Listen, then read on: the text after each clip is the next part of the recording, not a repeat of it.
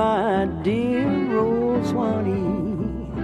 I'd give the world to be among the folks in DIX. I even know my mammy is praying for me down by the Swanee. The folks up north will see me no more when I get to that Swanee shore.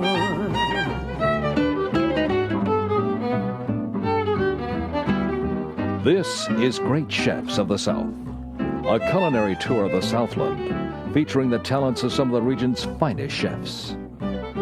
This time from Florida, Michael McSweeney. From Mississippi, John Currence. And from Kentucky, Anoush Shariat.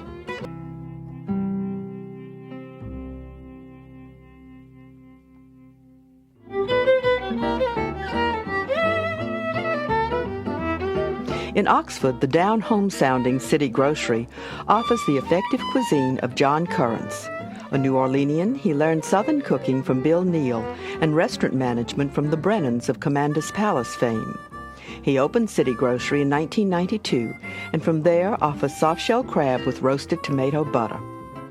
First thing we're going to do here, you need to start preparing about 6 or 7 hours in advance. What we're doing is a garlic roasted tomato that's going to be the base of the sauce that we're going to finish this dish with.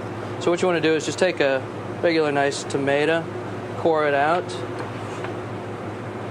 slice it in half, and then we'll just squeeze the seeds out of the middle of it.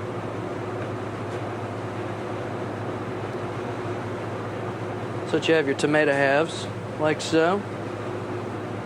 I'm going to sprinkle those with a little bit of kosher salt. And cracked black pepper. And then come on top of there with a tiny little bit of slivered garlic. A little dried thyme is added, olive oil is drizzled on, and the tomatoes go into a 250-degree oven for 6 to 7 hours. They are chopped before use in the sauce. Now the chef turns to a definitive southern delicacy, soft-shell crabs. They are dusted and lightly toasted and processed pecans mixed with flour.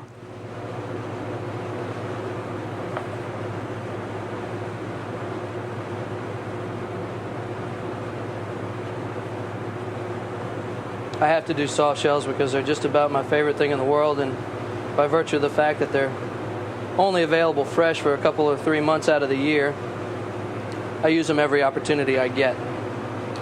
But as the pan gets nice and warm here, just below the smoke point, we'll be looking for, go ahead and put the shells in. The crabs are seared in a combination of garlic-infused oil and olive oil. Along with soft shells, asparagus, another of my favorite foods. So let's take a little oil, salt and pepper. These have been blanched until they're just tender. So I'm going to roll those in a little oil and put those on the grill. There's nothing to me like the flavor of grilled asparagus. Nothing real tricky about that. Shells are browning on their first side.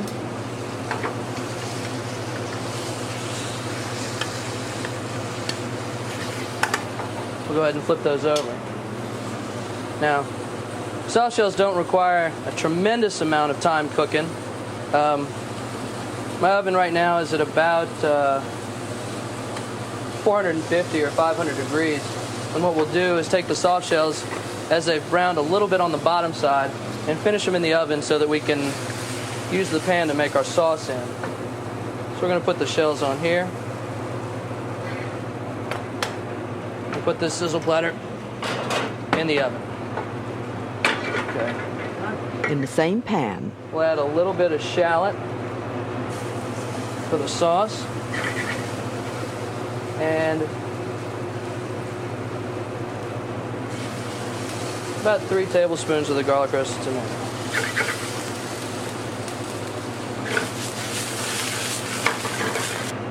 Okay?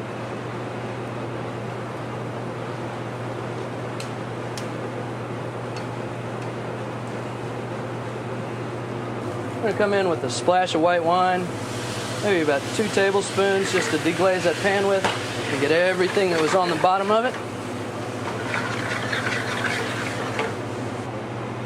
We're going to take about a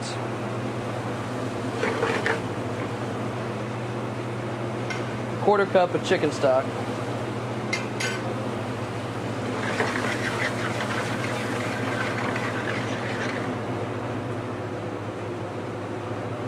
And begin to reduce that. The asparagus should be just about done at this point, so we'll pull it off to sort of a cooler spot on the grill.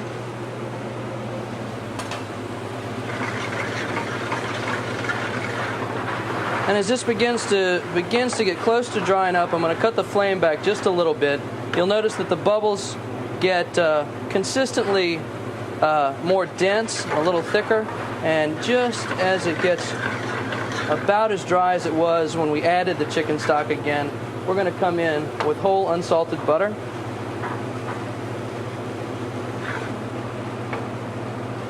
And you want the heat of the pan just barely above the point that it takes to melt that butter.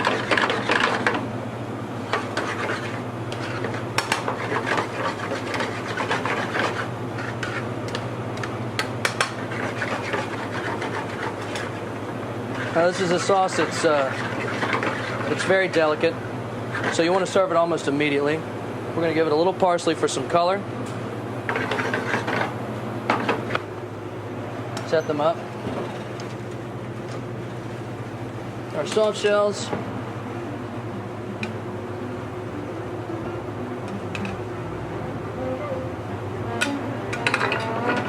And then come right over the top.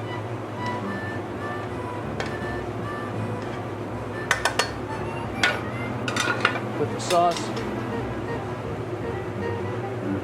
Finish with a little parsley.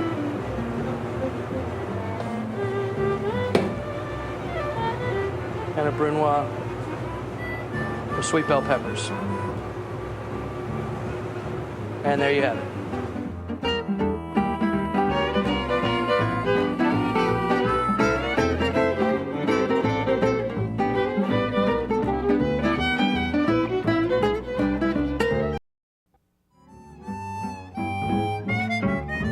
Mammy is waiting for me, praying for me down by the Swanee. The folks up north will see me no more when I get to that Swanee shore.